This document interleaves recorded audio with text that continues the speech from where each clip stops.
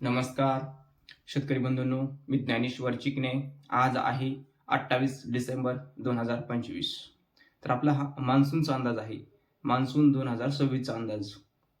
गेल्या वर्षी म्हणजे ह्याच वर्षी आता 2-3 दिवसापूर्वी गेल्या वर्षी हा शब्द होईल. पण सध्या जे आहे ते अजून 31 डिसेंबरपर्यंत ह्याच वर्षी होईल. यावर्षी खूप शेतकरी पावसाने त्रस्त झाले, म्हणजे ओल्या दुष्काळाने त्रस्त झाले.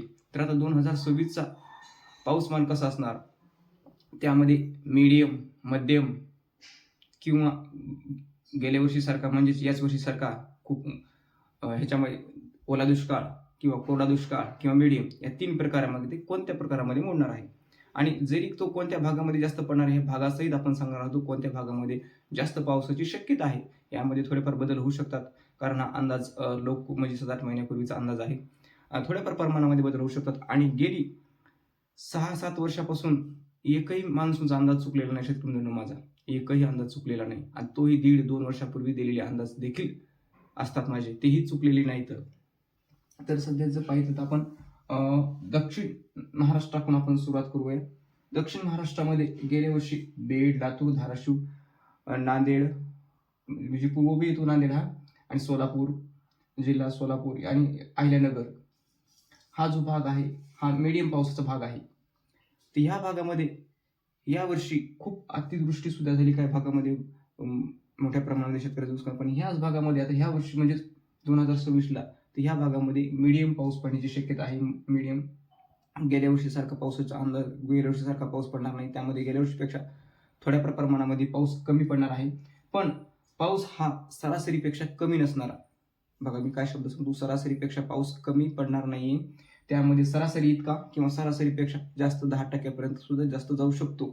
म्हणजे हे जिल्हे सांगितले त्या भागामध्ये नांदेड, लातूर, धाराशिव, बीड, सोलापूर आणि अहिल्यानगर या जिल्ह्यामध्ये सरासरी इतका किंवा सरासरीपेक्षा 10% काही भागामध्ये जाऊ शकतो. आणि काही भागामध्ये सरासरीमध्ये डॉट काही भागामध्ये सरासरीपर्यंत येईल, काही भागामध्ये सरासरीपेक्षा थोड्याफार प्रमाणामध्ये जास्त जाईल. अशा प्रकारे पाऊस पडण्याची शक्यता आहे.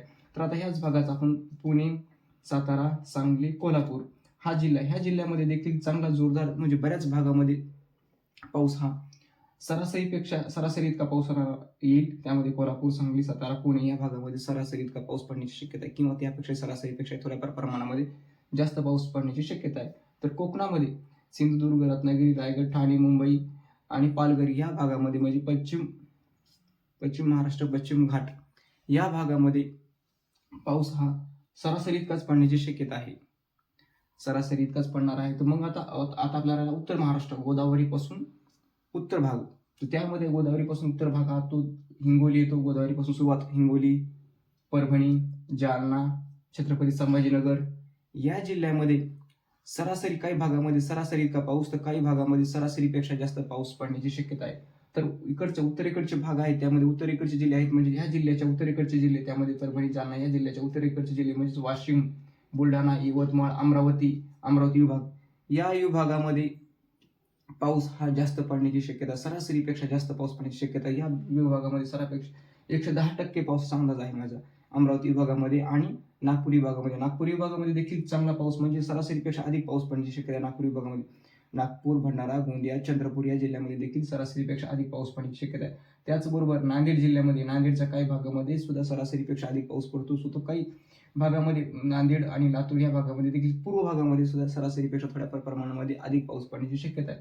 तर आता राहिला नाशिक विभागामध्ये धुळे, जळगाव, नंदुरबार या जिल्ह्यामध्ये आणि नाशिक या जिल्ह्यामध्ये देखील पाऊस सरासरी इतका, काही भागामध्ये सरासरीपेक्षा अधिक पाऊस पडण्याची शक्यता आहे.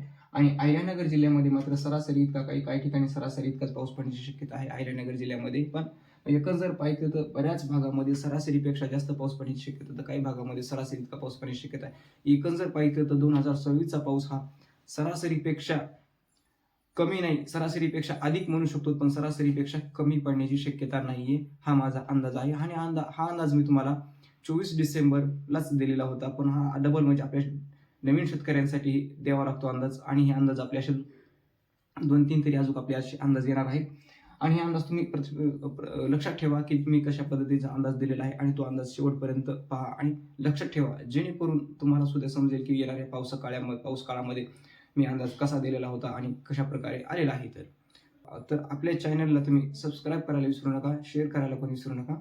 धन्यवाद.